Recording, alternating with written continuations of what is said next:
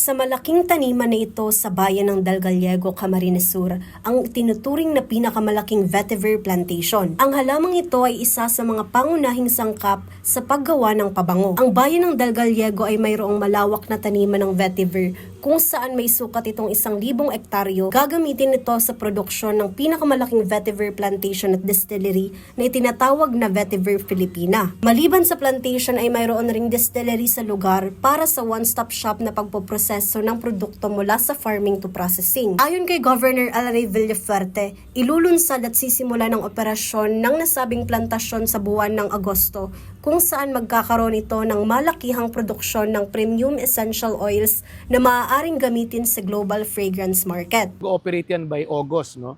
So, dadating dyan si Secretary Kiko to inaugurate. Malaking bagay yan, magiging global product yan, na may demand for export.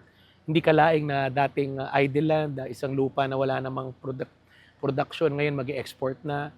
Libo-libo po ang mga taong may employ, million na revenues ma-generate para sa gobyerno, sa Dalgallego munisipyo, sa barangay, sa probinsya.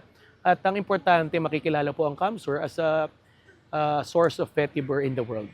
Ang programang ito ay sinimulan sa pagtutulungan ng IBA Botanicals at Provincial Government ng Camarines Sur. Layunin rin ng pamahalaang panlalawigan na maging top producer ng vetiver ang bayan na maaaring makapagbigay ng libo-libong trabaho at kita sa mga residente. Jam Garcia, CSN.